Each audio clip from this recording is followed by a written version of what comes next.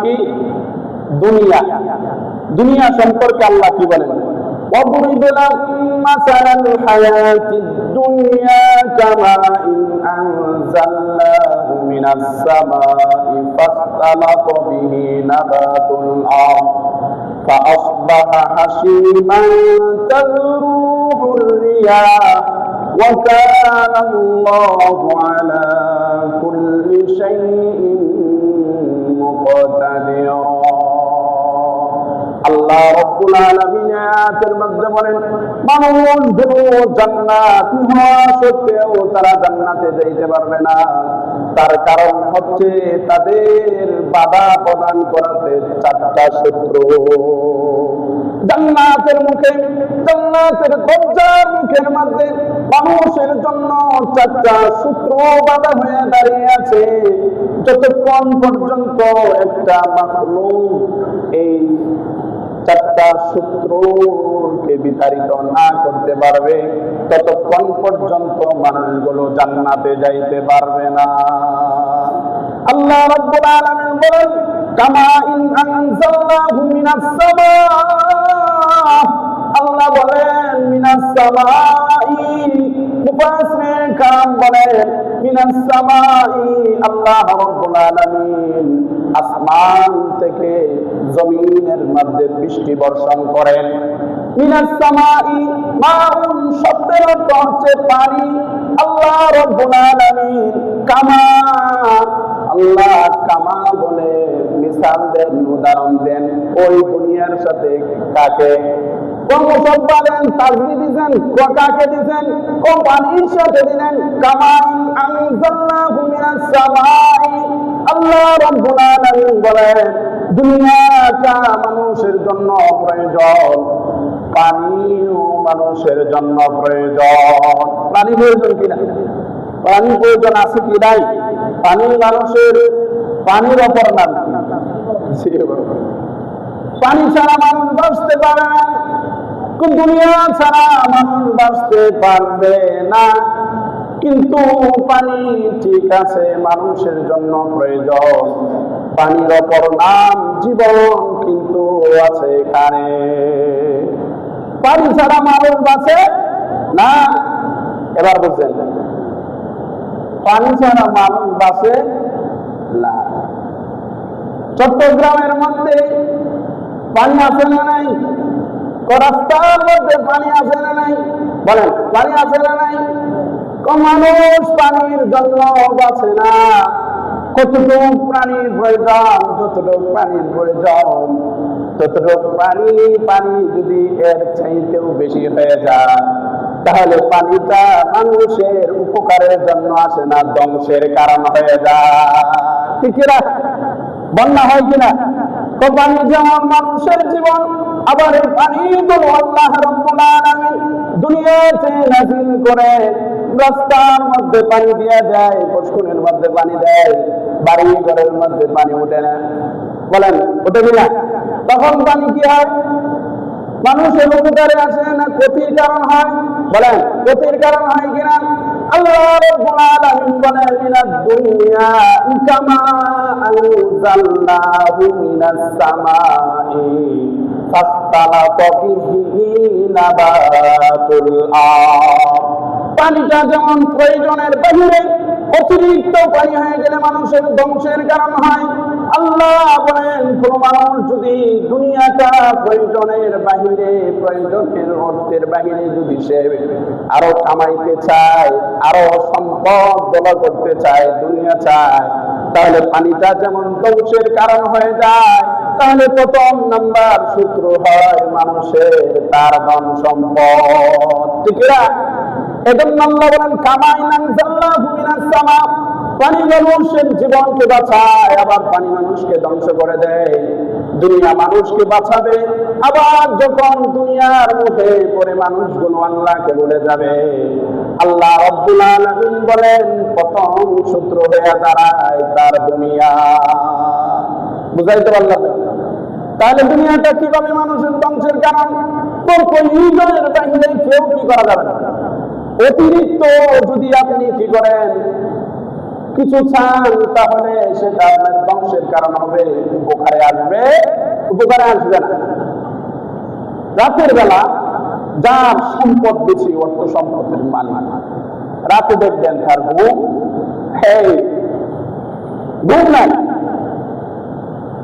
শয়তানের লেজ মুখে, আর ঘোরাঘুরি।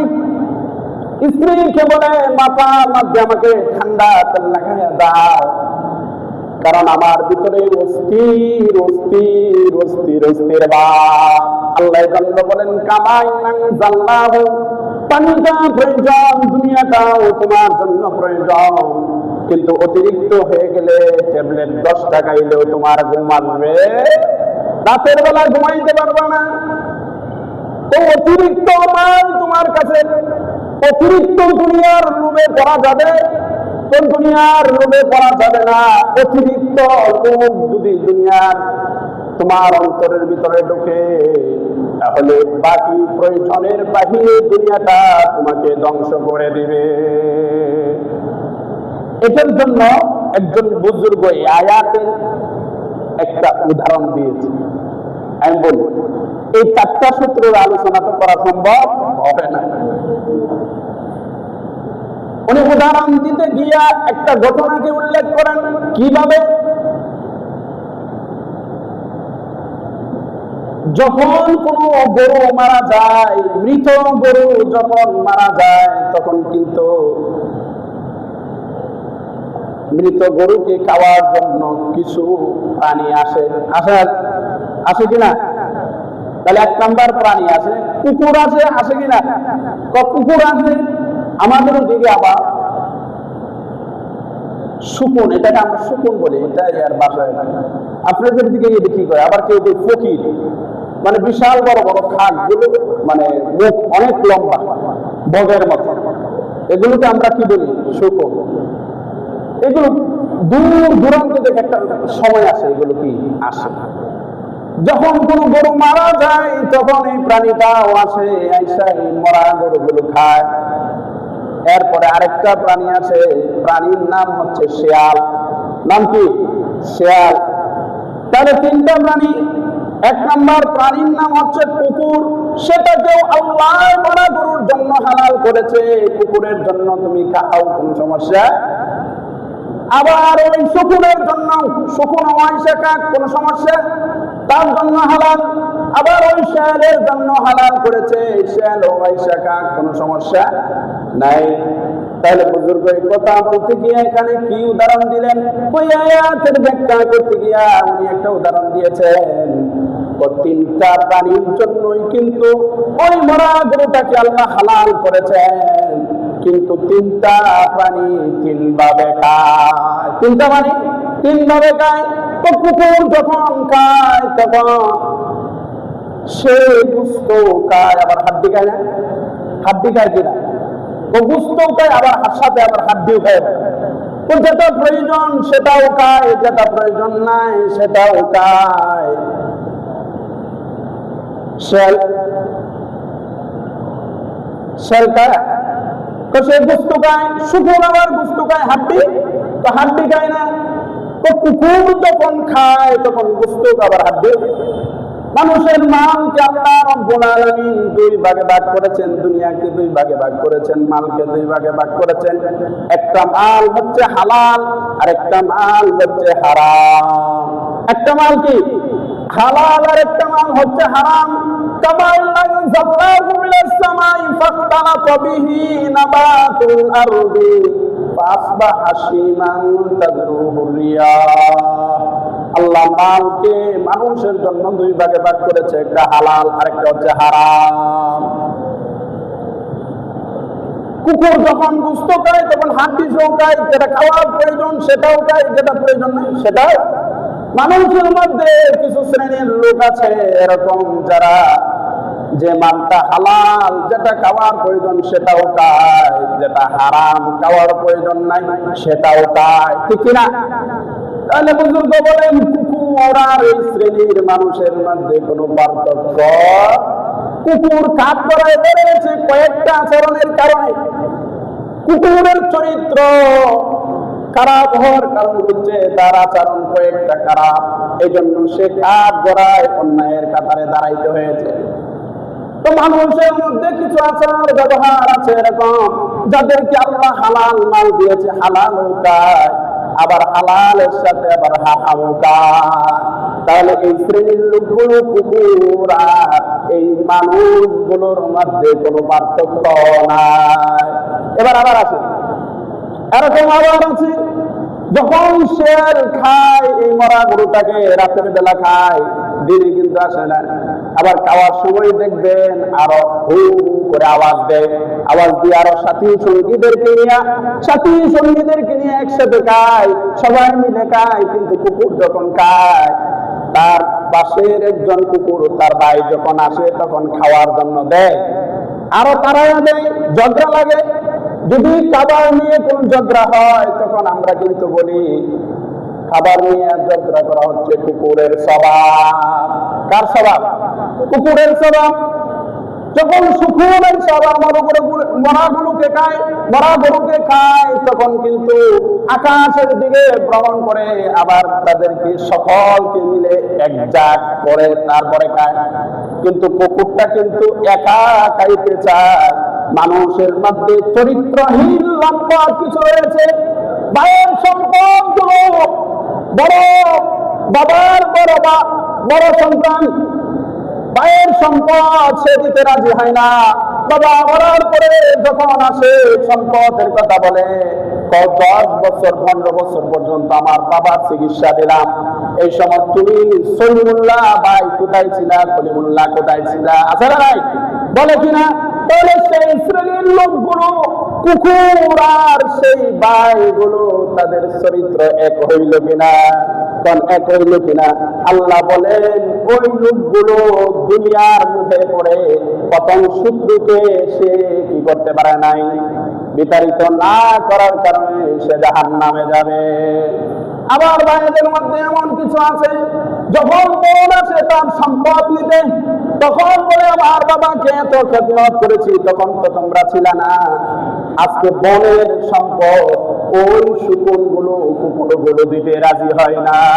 আছে এমন কিছু জানোয়ার আছে না নাই? আল্লাহ বলে ওই শ্রেণীর লোকগুলো জাহান্নামে যাবে যাদের মধ্যে কুকুরের স্বভাব রয়েছে। কোরআনের এক জায়গায় আল্লাহ বলেন, ওয়ালাহুম আয়ুনুন লা ইউবসিরুনা বিহা ওয়ালাহুম আযানুন লা ইয়াসমাউনা বিহা উলাইকা কাল আনআমি বাল হুম আযাল উলাইকা হুমুল গাফিলুন। ওই শ্রেণীর লোকগুলো যাদেরকে বুঝ দিয়েছি, শক্তি দিয়েছি, ভালো মন্দ চেনার মতো, সব কিছু ব্যবধান করার মতো, কর্মচক্র সব কিছু দেওয়ার পরেও যেগুলো কোরআন হাদিসকে মানতে পারে না, সেইগুলো চতুষ্পদ জন্তুর চাইতে নিকৃষ্ট, কুকুরের চাইতে নিকৃষ্ট। তাহলে কুকুরের স্বভাবের সাথে মানুষের কিছু কাজকর্ম মিলে গিয়েছে। কুকুর একা খাইতে চায়। কিছু মানুষ আছে বাবা মারা যাওয়ার পরে বোনের সম্পদ দিতে চায় না, ভাইয়ের সম্পদ দিতে চায় না, বড় ভাই হিসাবে বাবাকে বলেছে এই কথা বলে সেই সম্পদ দিতে চায় না, এই জন্য ভাইয়ের মধ্যে কাটাকাটি সৃষ্টি হয়। এবং আল্লাহ রাব্বুল আলামিন বলেন, কামাল আনজালনাহু মিনাস সামাই ফাতানাতু বিহি। প্রথম নাম্বার সূত্র হচ্ছে তোমাদের দুনিয়া। যদি দুনিয়াকে কেউ ত্যাগ করতে পারো, তাহলে আল্লাহ রাব্বুল আলামিন যে জান্নাতের ঘোষণা দিয়েছে সেই জান্নাতে যাইতে পারবা। ঠিক কি না বলেন? দুই নাম্বার সূত্র কি? ইন্নাশ শাইতানা সাওয়ালা লাহুম। 26 নম্বর পারার মধ্যে আল্লাহ রাব্বুল আলামিন বলেন, আরেকটা আয়াতের মধ্যে বলেন, ইন্নাহু লাকুম আদুউম মুবিন। শয়তান হচ্ছে তোমাদের জন্য, ইনসানের জন্য প্রকাশ্য শত্রু। শয়তানের কবল থেকে বাঁচতে হবে। শয়তান চিন্তা করলো মানুষকে যদি আমি গুনাহের কাজে লিপ্ত করাই, শয়তান যদি চিন্তা করলো মানুষ যদি নামাজ না পড়ে, রোজা না রাখে, গুনাহের কাজ করে, তাহলে যদি তওবা করে আল্লাহ রাব্বুল আলামিন তো তার তওবা কবুল করে তার পিছনে সমস্ত গুনাহগুলোকে আল্লাহ মাফ করে দিবেন। মাফ করবেন কিনা? আল্লাহ রাব্বুল আলামিন কুল ইয়া ইবাদিয়াল্লাযীনা আসরাফু আলা আনফুসিহিম লা তাকনাতু মির রাহমাতিল্লাহ। আল্লাহ সমস্ত গুনাহ কি করবেন? ক্ষমা করে দেবেন। তখন শয়তান চিন্তা করে যদি গুনাহ করায়, নামাজ না পড়ায়, এই মানুষগুলো যদি ক্ষমা চায় তাহলে ক্ষমা করে দিবে আল্লাহ। তাহলে এতদিন পর্যন্ত তার পিছনে মেহনত করে তো আমার কোনো লাভ হয় নাই। তাহলে এখন কি করা যায়? ইন্নাশ শিরকা লাযুলমুন আযীম।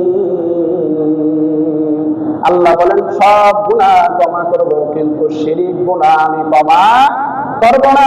এজন্য শয়তান চিন্তা করে মাজারের ব্যবস্থা করেছে। কি একটা মাজারের ব্যবস্থা করেছে, অবলকার ব্যবস্থা করেছে, গিয়ে এখানে সাজদা দিবে, বাবার কাছে সন্তান চাইবে, সে শিরিক করবে। আল্লাহ তাআলার কাছে না চায় মানুষের কাছে, কোন বুজুর্গের কাছে চায়, তাহলে সেটা শিরিক হয়ে যাবে। সে মাজার পূজারী আর মূর্তি পূজারীর মধ্যে কোনো পার্থক্য রইল না। মাজার পূজার করা যে কথা, এই ভাই মূর্তি পূজারী করা একই কথা। সে মাজার পূজারী, সে মূর্তি পূজারী, পার্থক্য তো কোনো কিছু চাওয়া যায় না আল্লাহ ছাড়া, কোনো সেজদা করা যায় না কাহারো কাছে, শুধু আল্লাহর দরবার ছাড়া। সন্তান না হলে তখন শয়তান একটা ব্যবস্থা করে রেখেছে মানুষদেরকে শিরিক গুনাহ কিভাবে করানো যায়, কারণ শিরিক তো আল্লাহ ক্ষমা করবে না। এই জন্য মাজারের ব্যবস্থা করে কিছু মূর্খ ওদেরকে দিয়া এই ব্যবস্থা করে এটা জারি করে রেখেছে, কিন্তু মানুষ বুঝতেও পারে না সে যে শিরিক করতেছে। কথা বুঝাইতে পারলাম? তাহলে দুইটা সূত্রের আলোচনা করি। আল্লাহ রাব্বুল আলামিন আমাদেরকে দুনিয়া থেকে বাঁচার তৌফিক দান করুন, সকলে বলে আমিন। প্রয়োজনের অতিরিক্ত কিছু আমাদের ভিতরে যেন লোভ না আসে, আল্লাহ এগুলো থেকে আমাদেরকে হেফাজত করুন, সকলে বলে আমিন। ওয়া আখির দাওয়ানা আলহামদুলিল্লাহি রাব্বিল আলামিন। যারা ক্বাবলা জুম্মা সারাকা সুন্নাত পড়েন নাই, সারাকা সুন্নাত পড়েন।